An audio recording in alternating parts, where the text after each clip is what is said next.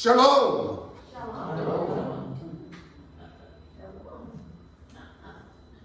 Wow, what a great response. That word has so many meanings in the Hebrew tradition. But for you, shalom, my sisters and brothers in Christ. Who here today wants peace? Don't we all desire peace? Every beauty pageant, isn't that what the contestant always says? They want world peace. Like, duh. This is one of the greatest desires of our world, yet so elusive, is it not? In the gospel text I just read, Jesus enters the upper room where the disciples have been hunkered down for the past 36 hours. And his first words to them are, "Peace be with you." I thought about that for a second. First of all, as soon as Jesus enters the room and he gets their attention, they probably jumped out of their skin. But after Jesus reveals himself and he shows them, I just think it's funny, Jesus shows him his wounds, like, it's really me. Let me show you who I am. I really did raise from the dead. Here's the wounds to prove it. I mean, it's like such a funny story. It's really interesting because they were doubting, right, in the story.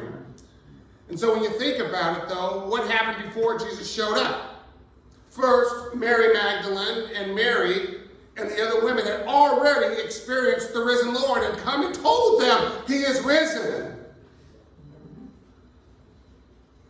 And they even touched him and told them that. And remember, even Peter, the beloved disciple, ran to the tomb and found it, as the woman had said, empty. So now Jesus appears before them, hoping they would be able to grasp the importance of what came next. And I thought, I really understand the disciples in the other room. The Monday after Easter, I think every pastor collapses. And the music people collapse. And it's like, what's next?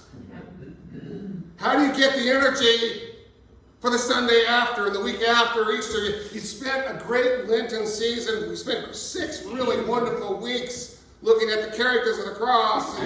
And you get to Easter and there's great celebration. The people were here celebrating with you. And then there's Monday. I was so tired. I was exhausted. And I said, I got to work on a sermon for next week.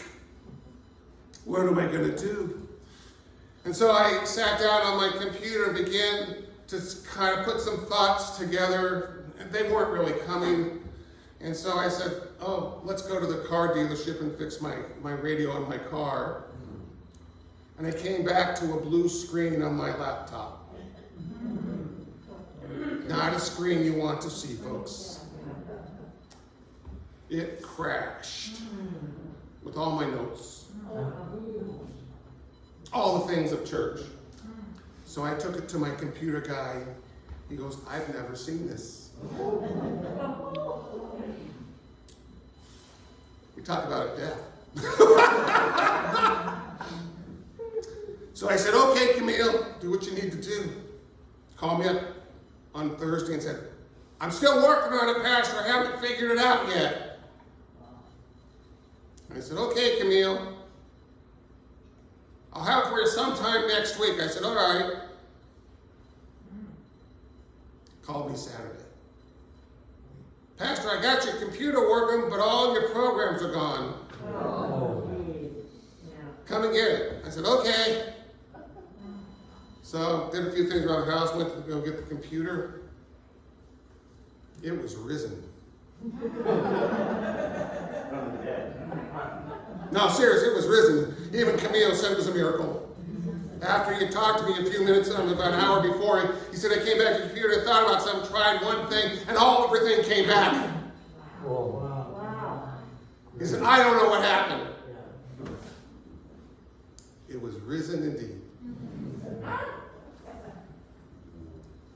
But as I came back to pick up the message and look at the things I had prepared,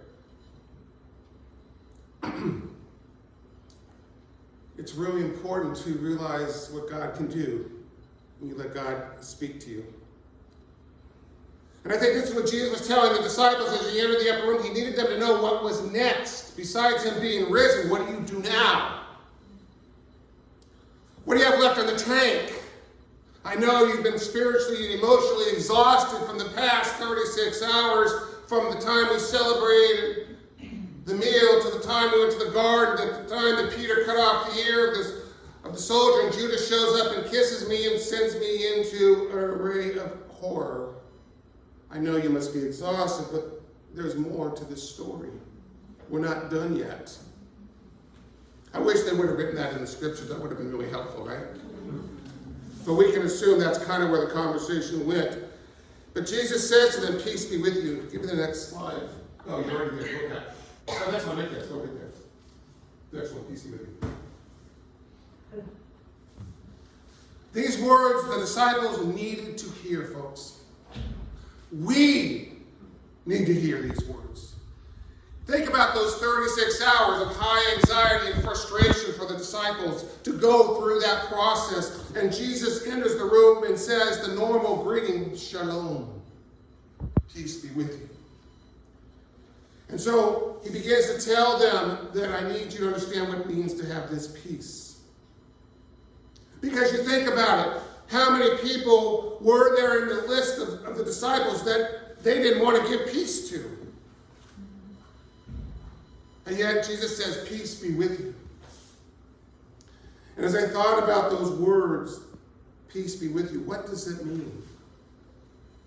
So I looked up the Greek word for peace, and it wasn't, in the Hebrew it would be shalom, but in the Greek it's not. The word is eirene. And the main meaning the New Testament says it focuses on salvation in a deeper sense, the Greek says. A peace that embraces the need for peace with human beings, one another, and God, the Creator. In the New Testament, the use of peace presents a sense of feeling and rest that can be understood. And that was the need in the upper room, that they could feel that peace was in the midst of them. Peace as a state of reconciliation with God and others. And I began to think about what that definition meant to the disciples and what Jesus was trying to get across to them. And as we look at it, that peace totally meant understanding who Christ was and what he had accomplished on the cross. So life and peace come when Jesus shows up and he says, peace be with you. But something else happens. The Spirit of Christ was put upon them. Remember, in the text it says Jesus gave them a spirit. And he blew upon them the spirit of peace. He said, I threw my spirit on you, and then it said peace. And I thought about those words, the power of peace, and how does peace get lived out? How does peace become a reality and to change the world that we talk about? In our world, we want peace, but it's so elusive. And Jesus wants them to share that peace with the world. He wants them to share that peace with the Pharisees and the Sadducees. He wants them to share that peace with the crowd. He wants them to share that peace with each other. Where there had to be great tension still after what had happened in the previous 36 hours. Yet Jesus says to them, peace be with you. As the Father sent me, so I send you. I think Jesus doesn't allow any blood to get under his feet.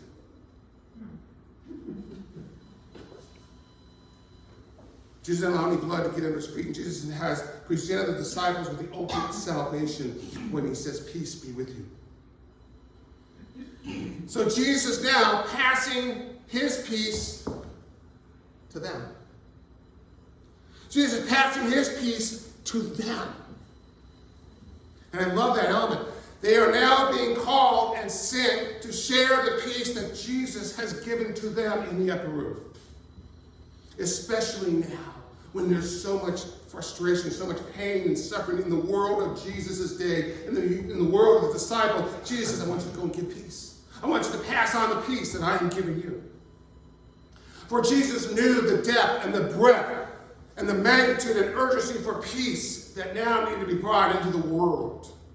He knew that Pilate and the Romans needed the peace. He knew that the religious leaders needed the peace. He knew that the turncoat crowd needed to hear this peace. And the followers who weren't present needed to hear that peace. Basically, the entire world, then and now, need that peace. And I got to thinking about, what does that mean? How do we get that peace that Jesus talks about?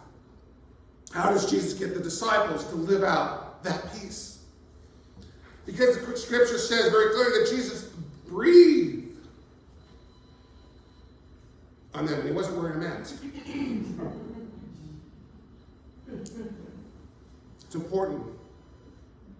That point is important. I'm going to say in a few minutes. Jesus, when he breathes on them, infects them with his peace. Think about that. Yes!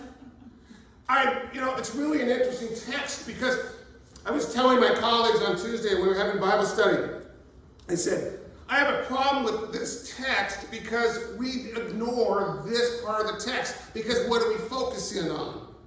Thomas. We focus in on doubting Thomas and the doubt that's in the room when Jesus appears and he shows himself, then he has to do it again with Thomas. And we jump right over this part of the text. And really the text reading for this Sunday should end with forgive. And so Jesus gives them a virus. He gives them a virus that can save lives rather than destroy them. For he says, for the spirit that has been broken in the events of the past days can now be relived and broken, and take away the broken spirit with the spirit that I now give you with this, what? Peace. See, I realized as I was reading this text and looking at our current situation, that Jesus needed the contagion of peace. The contagion of the peace virus to infect the disciples. So that they could go and be instruments of God's peace in the world. So what did that virus look like? Scientists say no. Jesus tells us what the scientists would tell us. The theological scientists, that is. Give me that slide. Jesus said, as soon as he gave the peace, he said, as I send you out, I need you to do this. He says, if you forgive people's sins, they are forgiven. If you do not forgive them, they are not forgiven. Hey, folks, what does peace look like? Forgiveness. The virus is all about, yeah, I can't hear you. Okay, just want to make sure you're understanding. See, I thought this is brilliant of Jesus. He knew what the need was, and he knew what to give them. And he really, in those short words, if you forgive people's sins, they are forgiven. If you do not forgive them, they are not forgiven. He explains the death and resurrection in one sentence. If people don't understand the death and resurrection, there's one sentence. If you forgive the sins of others, they are forgiven. That's it. That is the explanation of the cross. If you need something else, we're in trouble. That is the definition of the cross that God gave. Remember the first words of Jesus from the cross. Forgive them. We don't need the second part of that line. Forgive them, Jesus says from the cross as he's dying. So Jesus, as he raises from the dead and appears to the disciples, he gives them the peace virus through forgiveness. Wow. Forgiveness as a virus. I bet you never thought of that.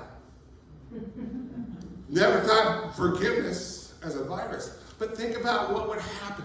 Think about what would happen if forgiveness went viral. We'd have peace. Say it again, Sherry. I don't think the people online heard you. We'd have peace. Is that amazing? text for 30 years. I've seen this text for doggone 30 years. And where'd I go? To Thomas. But when my bloody computer got infected, boy, did I need peace. Because them words might come out, if you know what I mean. It's mind-boggling if we let peace go viral. Jesus needed the disciples to sit on those words. We so often want to jump to the next thing, right? Our culture says, what's next? Question I asked on Monday. But the real question is, am I willing to sit on the peace virus and the forgiveness going viral? That's the key to our world, isn't it? We have to be the instruments of peace going viral. That forgiveness goes viral only through us. It's not going to go. God's already forgiven us. God's done the thing. Right? We are God's instrument. Say, I am God's instrument. I am God's instrument. So therefore, God is going viral on you to be his forgiveness virus. So today, if somebody says, well, who are you? I said, I'm God's forgiveness virus. And I'm here to bring peace. What conversation we'll have, I want you to go home and tell Ray that. And I want to be a rat in the corner to hear the conversation. But do you get what I'm saying? We right? Isn't that what's saying? Isn't that what Jesus is saying here? It's mind-boggling. It's mind-boggling. We miss this. For 2 millennials, we focused on Thomas and that story, and Jesus is not, and they missed what Jesus said. If you forgive the sins of others, they are forgiven. If you do not, they are not. He says, go and bring peace to the world around you. So I got to thinking about that. Okay, is that the last slide, Phil? There you go. I got to thinking, what if the church was not remembered for those who doubt and worship and love Jesus? But what if the church was remembered for being possessed with the forgiveness virus?